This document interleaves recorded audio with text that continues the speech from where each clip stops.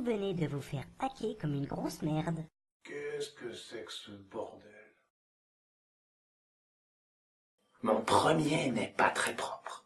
Mon deuxième a déjà beaucoup servi. Mon troisième est une abréviation très répandue sur les forums de jeunes.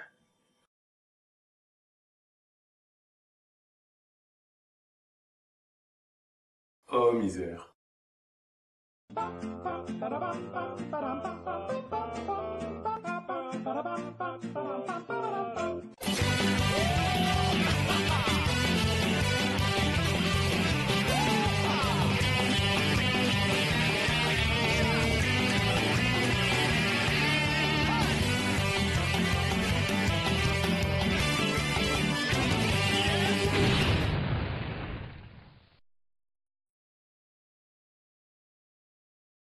Le Joker est en ville. Je n'ai que 215 hommes pour l'arrêter. Ça ne me semble pas suffisant.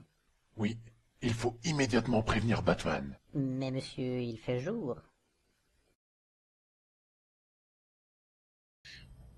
Eh les mecs, ça marche pas, hein. Je crois qu'il viendra pas, là, hein.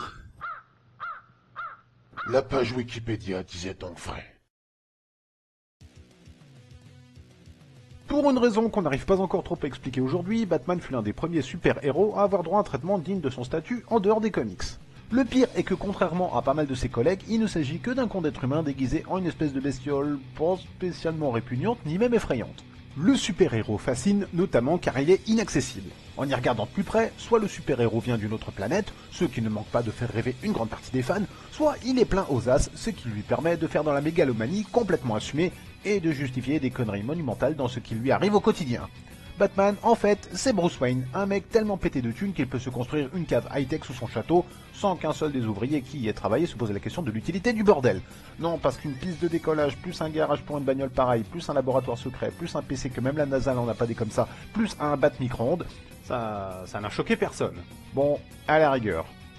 Batman est devenu ce qu'il est grâce ou à cause d'un hasard qui a coûté la vie à ses parents. Si lui a décidé de combattre le crime, des tas d'autres petits rigolos pas non plus trop gâtés par la nature se sont plutôt mis en tête de foutre le bordel.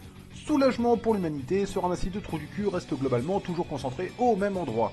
Si vous vivez par exemple à Arcachon, ne craignez rien, les méchants n'en auront strictement rien à branler de vos économies. Pourquoi? Ben c'est ça qui est génial, les méchants eux tout ce qu'ils veulent c'est coller une trempe à Batman, rien d'autre. Donc oui, sur un plan purement logique, on a un peu du mal à suivre le raisonnement, mais il paraît que tout est très bien expliqué dans les nombreux comics qui existent à son sujet. Oui, bon, ok, il faut avoir le temps, mais pour ceux qui n'aiment pas lire, il existe tout un tas de séries et de films qui retracent plus ou moins bien les frasques du héros.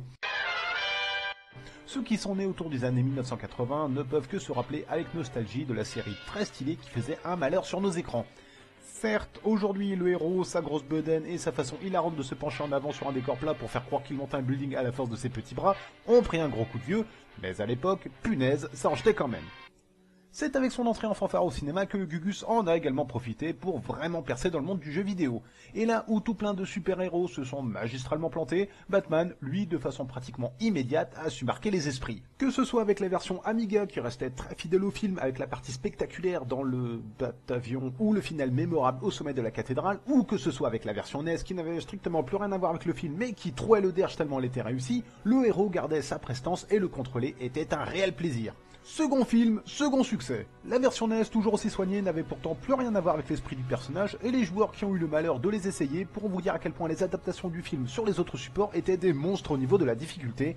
Mention spéciale pour la Lynx qui proposait un jeu tellement dur que rien que voir la fin du premier niveau relevait de l'exploit. Dès lors que Joel Schumacher a pris en charge la direction des films, il a non seulement signé l'arrêt de mort du héros en tant que personnage respectable, mais en plus il a indirectement donné naissance à des jeux qui n'auraient jamais dû exister. C'est bien simple, quel que soit le support, leur qualité était tout simplement catastrophique, mais elle allait avec l'air du temps qui consistait à foutre partout où on le pouvait des images digitalisées. Heureusement, tous les jeux n'étaient pas aussi ratés, et Konami parvint à proposer une adaptation très réussie de la série animée de l'époque. C'était encore une fois très difficile, mais ça avait au moins le mérite d'être fidèle à son sujet, et en plus de profiter d'une réalisation tout à fait correcte. Après ça, Batman a un peu sombré dans les oubliettes du jeu vidéo, malgré une présence encore très forte dans les comics. Les amateurs de baston auront pu profiter de sa présence au casting improbable d'un épisode de la série Mortal Kombat, mais c'est en 2009 que Batman revient pour de bon dans la cour des grands. Alors que le Dark Knight de Christopher Nolan pète tout au box-office une année plus tôt, les fans de la chauve-souris ne peuvent pas s'empêcher de tirer la gueule suite à l'annonce officielle qu'il n'y aura pas de jeu adapté de ce petit bijou. D'un côté, on veut bien comprendre le réalisateur, car au vu des ratages auxquels les adaptations de films en jeux vidéo donnent généralement naissance, on ne peut que se consoler en se disant que le résultat n'aurait pas été à la hauteur de nos espérances. Parallèlement, et donc sans que son jeu n'ait un quelconque lien avec le film, Rocksteady Studios proposa dans la foulée ce qui deviendra très vite une référence autant sur PlayStation 3 que dans le monde des jeux d'action. Batman Arkham Asylum commence de façon fort étrange. Le Joker s'est fait coincer. Normalement c'est le gros méchant qu'il faut dézinguer à la fin, mais là il se fait couillonner et Batman assure personnellement son transfert jusqu'à la cellule qui devrait le voir pourrir pendant un paquet d'années foutrement élevé. Et voilà que tout dérape. Le Joker s'est volontairement fait capturer pour pouvoir organiser une petite fête comme lui seul savait faire. Libérant tous les prisonniers par une magie scénaristique qui s'impose de façon un peu brutale, la seule personne qui va sembler suffisamment burnée pour remettre de l'ordre dans tout ce merdier est bien évidemment Batman. Victime des petits caprices de son ennemi de toujours, Batman va donc bien malgré lui devoir se plier à des exigences qui l'enverront aux quatre coins de l'île qui abrite l'asile dans lequel il se trouve. Le jeu s'aborde alors de deux façons. Il y a d'abord une trame principale à suivre qui évite poliment de prendre le joueur pour un crétin fini en lui proposant non seulement des challenges incroyablement variés, mais aussi tous plus accessibles les uns que les autres. Même s'il y a des moments de pur flip avec notamment les hallucinations provoquées par l'épouvantail ou le passage dans le repère de Killer Crow, le jeu proposera toujours une difficulté adaptée et non rebutante. On progressera donc correctement dans ce mode de jeu et une carte permettra en plus d'indiquer les objectifs à atteindre. Ensuite, il y a tout ce que le jeu propose à côté. Le joueur débloquera régulièrement des défis chronométrés qui permettront de comparer son score à l'échelle planétaire, mais il y a aussi pas mal de trucs cachés tout au long du jeu que l'homme mystère ne manquera pas de vous signaler à chaque fois. Il pourra soit s'agir de trophées qui sembleront toujours hors de portée, soit de petites énigmes que vous pourrez résoudre en scannant du bon emplacement le bon élément. On y ajoute les reliques bizarres posées sur votre chemin et les cassettes d'enregistrement des patients de l'asile, et vous avez soudainement une replay value qui grimpe en flèche. Ce qui marque le plus avec ce jeu, c'est la symbiose incroyable qui existe entre la réalisation impeccable et le scénario qui sert l'histoire de façon parfaitement adaptée. Parce que même si le point de départ de tout ça semble ne pas casser trois pattes à un canard, tous les événements se dérouleront selon un fil conducteur qui tiendra toujours le joueur en haleine, et là où cet abruti de Samus Aran paume tous ses gadgets et ses capacités pratiquement à chaque fois qu'elle débute une nouvelle aventure pour les récupérer ensuite dans des endroits complètement hors de propos, Batman, lui, il va chercher son gel explosif dans sa bagnole, son grappin dans sa planque secrète construite par les mêmes imbéciles d'ouvriers qu'au début de la vidéo, et sa poulie lui sera livrée par son avion privé. Ça semble tout con dit comme ça, mais ça donne finalement encore plus envie de s'investir dans le jeu. Bien évidemment, avec chaque nouveau gadget, ce sont des tas de nouvelles portions de l'île qui deviennent soudainement accessibles avec la flopée de défis et d'ennemis qui va avec. Le plaisir de jouer ne sera que décuplé grâce à la prise en main très propre que le jeu propose. La seule petite ombre au tableau que l'on pourrait reprocher sera la sélection des gadgets qui se fait par l'intermédiaire de la croix de direction, ce qui n'est pas follement pratique quand on souhaite en changer en pleine course. Mais bon, c'est vraiment pour pinailler. Batman Arkham Asylum, c'est une réussite à tous les niveaux, et on voit ça tout de suite.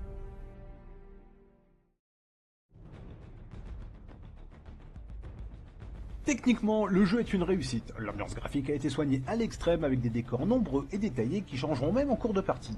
La bande-son est aussi parfaitement honorable avec des doublages français qui tiennent bizarrement la route et des musiques peut-être un peu trop discrètes mais tout de même redoutablement efficaces. Malgré la taille gigantesque des endroits que vous aurez à visiter, le jeu ne souffrira d'aucun ralentissement et les développeurs ont également mis un point d'honneur à créer des lieux qui vous permettront de pleinement profiter des capacités du héros. C'est là où le jeu réussit le plus beau tour de force. Dans les jeux mettant en scène précédemment Batman, le joueur dirigeait Batman. Là, il l'incarne. La différence est de taille. Se familiariser avec la caméra demande un petit temps d'adaptation, et même si elle se place très souvent très bien d'elle-même, vous pourrez la faire tourner à volonté autour du héros, histoire de ne rien louper de ce qui vous entoure. Après, les contrôles semblent très basiques au premier abord, surtout en ce qui concerne les combats, mais on réalise très vite qu'en fait la panoplie de coups est très diversifiée et qu'elle permet des tas de combinaisons. Les ennemis vous forceront d'ailleurs toujours à revoir votre stratégie. Il y a d'abord les méchants de base qui vous chargeront le plus souvent en groupe et que vous pourrez latter et contrer comme bon vous semble, puis arriveront progressivement des ennemis qui vous forceront tout doucement à utiliser tout votre arsenal. Et là, il y a de quoi faire. Le Batarang, c'est le gadget le plus classique. Même s'il n'est pas un modèle d'efficacité, on est toujours bien content quand on réussit à le placer pile entre les yeux d'un méchant. Après, Batman devra utiliser des esquives pour éviter les charges de ses adversaires ou les coups de couteau, sa cape pour assommer ceux qui sont armés de matraques électriques, son Batarang à impulsion pour déstabiliser les adversaires munis de colliers à détection, et même les éléments du décor pour filer en douce quand la situation devient trop cradingue, et pour revenir tout de suite après glacer d'effroi les pauvres boucs qui passeraient trop près. Dans la catégorie des meilleurs ajouts proposés dans le jeu, la palme pourrait sans problème revenir au masque de Batman qui lui permet de voir à travers les murs pour repérer les ennemis cachés.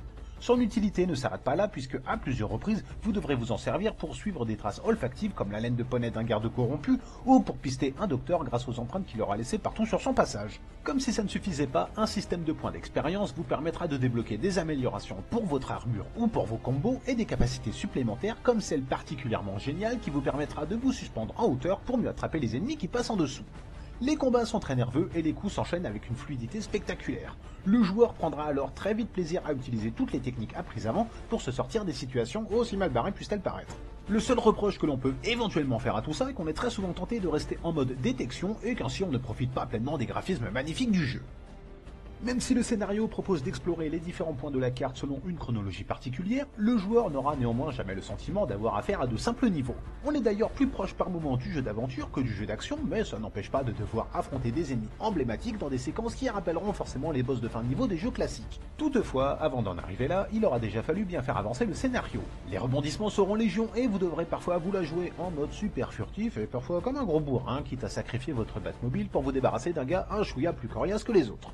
Les cinématiques sont de toute beauté et les checkpoints sont placés de telle façon que même si par malheur vous vous faites dégommer, vous n'aurez pas à recommencer bien loin en arrière. Il faut tout de même savoir que le jeu proposera quelques passages pas évidents avec de temps en temps des morts instantanées, mais que justement les checkpoints et la barre de vie qui se remplit sans qu'on ait à faire quoi que ce soit de particulier après chaque combat évitent qu'on se retrouve dans le cas particulièrement frustrant évoqué lors de la vidéo sur Fear.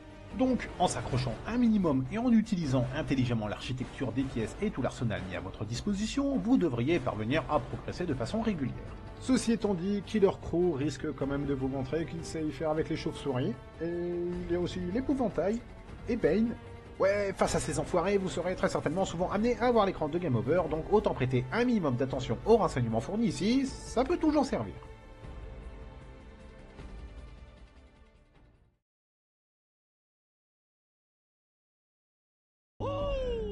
Qu'est-ce que tu as là, Batman? Allez, dis-moi, Batarang, Batgriffe, Batbouffe? Le Joker est OK. Ouvrez la porte, faites-le sortir de là.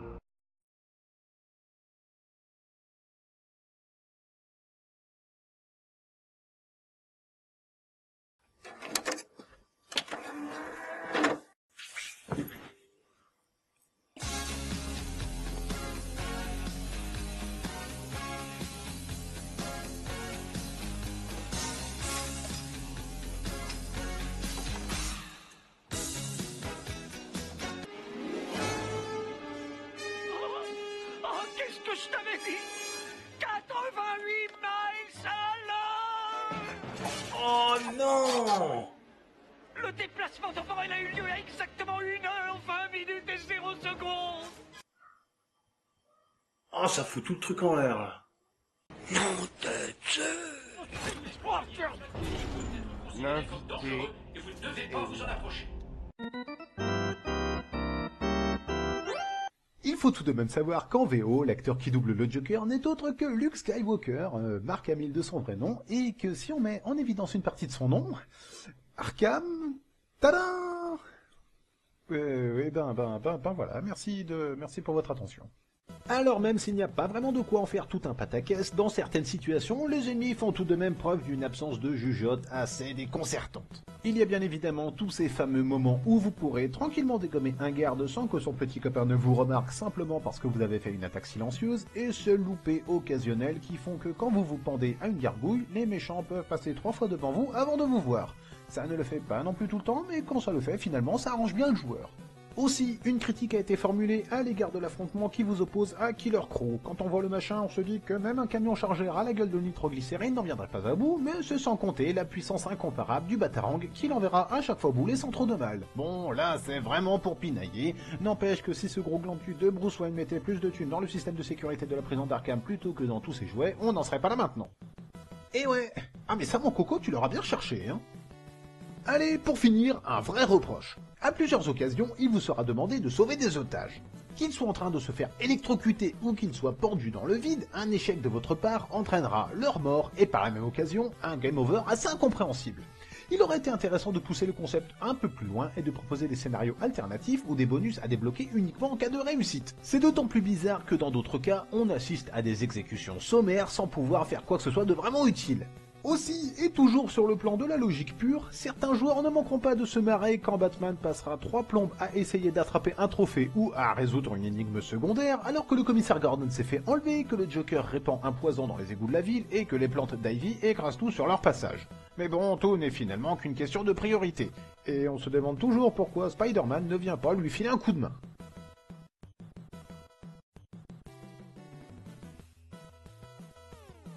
Les joueurs ne s'y sont pas trompés, Batman Arkham Asylum est un excellent jeu. Il est complet au niveau des options tout en étant incroyablement accessible, il est monstrueusement bien foutu et l'aventure principale se laisse suivre avec un plaisir énorme malgré le nombre élevé d'embûches que le Joker prendra plaisir à mettre en travers de votre route.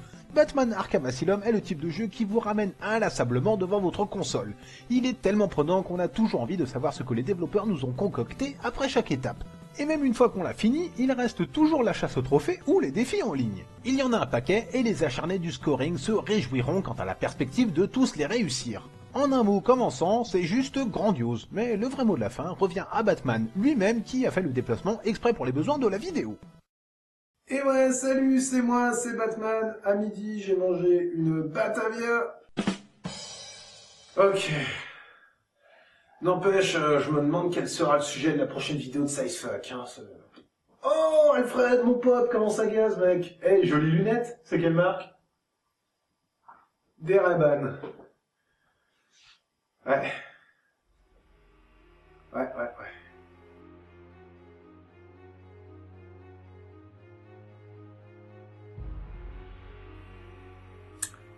Je n'avais pas de nappe avec des points d'interrogation, donc j'ai pris une nappe avec des fleurs, oui.